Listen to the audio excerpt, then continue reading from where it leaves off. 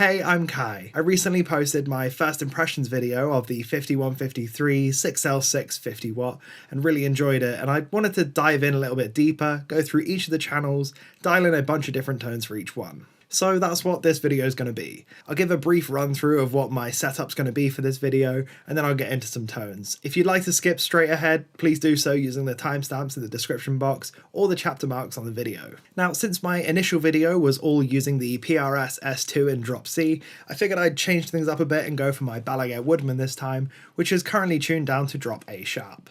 This is a kind of baritone guitar. I call it a barely tone because it's 26.5 inch scale length. I'm running my guitar into my pedal board, into the 5153, which goes out into the Captor 8 load box by 2 notes, then into my DAW where I've got an instance of Aurora DSP's Fenrir, loading up the ML Sound Lab Mega Djent cab pack. This amp has a pretty simple set of controls.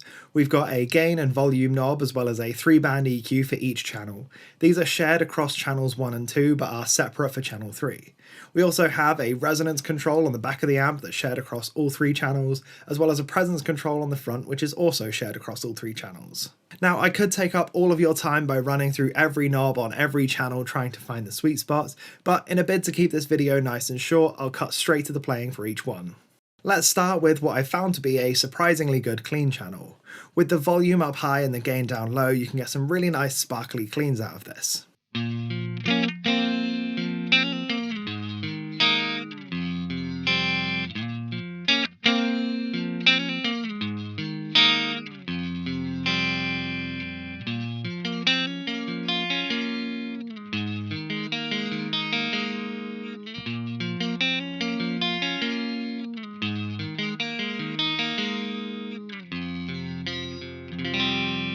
Clean amps always sound a little bit strange when they're totally dry, so I'll add in a touch of reverb from the Mooer R7 Reverb.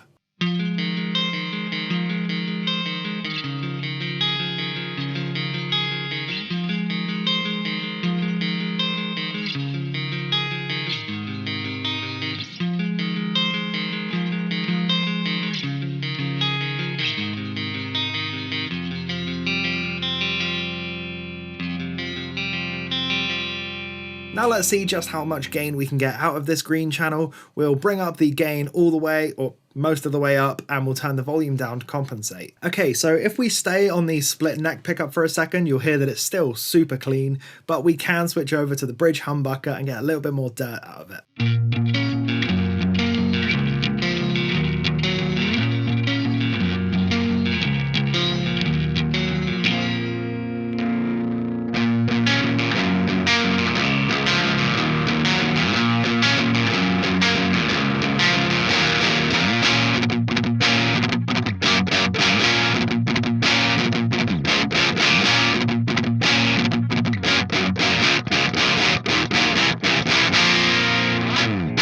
I actually think that would be quite a nice tone for stacking some gain onto, so I've picked the Demiurge Doomy on top of this just for a big squelchy, doomy, spluttery sound.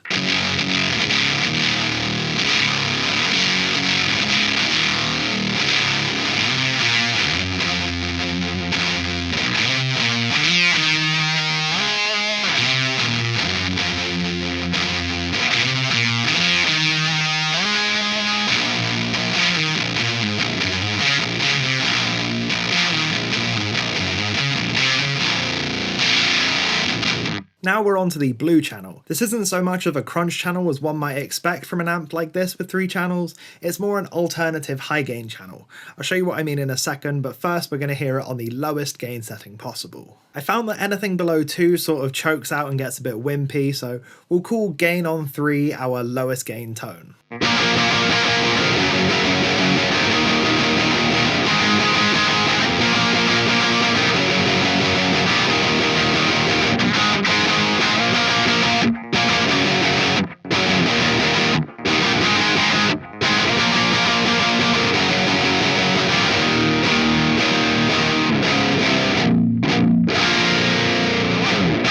I'm also going to turn the gain up to the sort of midpoint where you get a nice saturated tone without it getting too flubby. Now, I have engaged my 14-Zool noise gate for this because this channel can get pretty noisy at times.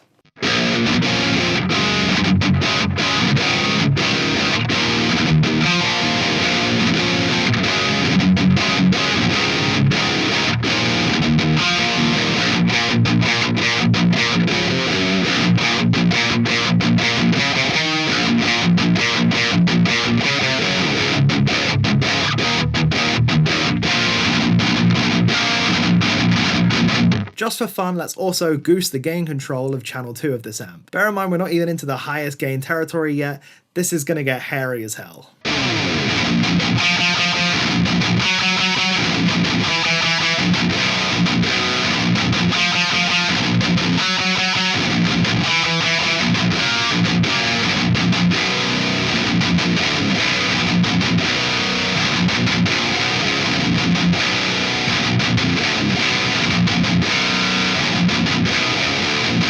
To add a pedal into the mix for the blue channel, I think I'm going to try out the precision drive. I've been told these work really well, however I don't have a real one, so I will just be using the one in the HX1. Let's hear what that sounds like.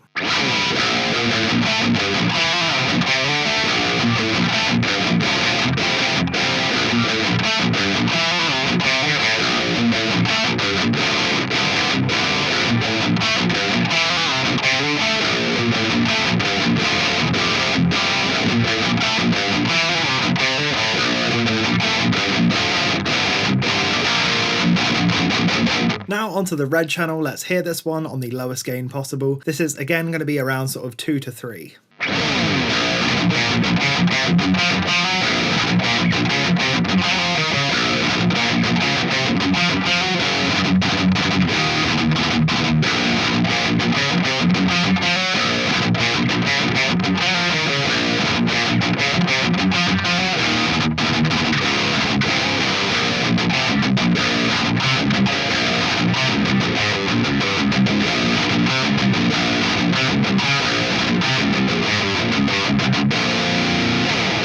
Let's push this up to a much higher gain setting and see what we get from there. Obviously, lowest gain, still a super tight, chunky metal sound, but we can get a lot more juice out of this one. This amp also really doesn't need a boost on the red channel, which is quite a pleasant thing to see after using the Reverb for so long.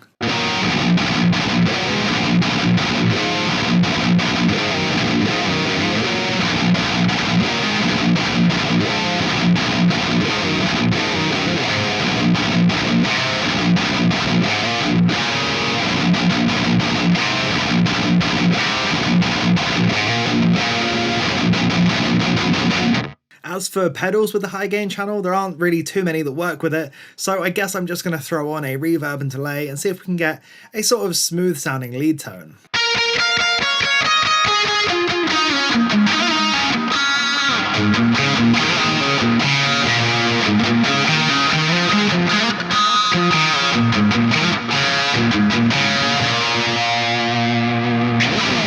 So it's definitely clear that the channels on this amp weren't really built with versatility in mind, more just different tonal options around the two main gain settings of, you know, sparkly cleans and high gain. The green channel's higher gain settings aren't super pleasant, at least for what I'm playing.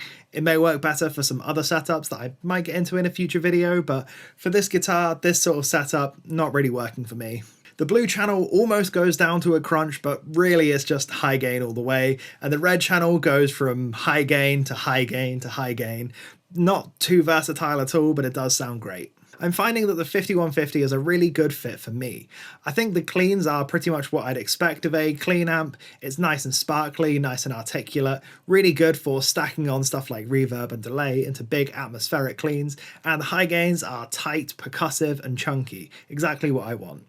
I think the only things I'm missing are that sort of mid-gain territory, but I suppose I can probably boost it the rest of the way using pedals if I was a little bit smarter about what I'd picked for my pedal board. It may be a little bit generic and a little bit of a cop-out really, because you can just plug in and get a great sound without really having to do any work at all. The amp sounds fantastic with all the knobs up at noon and, you know, it's just easy. Thank you so much for sticking around to the end of the video. If you'd like to check out my first impressions video I did with the 5150, there's a link on screen for you to check that one out right now. Please also feel free to drop me a like, drop me a subscribe, drop a comment, all that good stuff goes a long way towards helping me out. That's everything that I've got for this video. I've been Kai.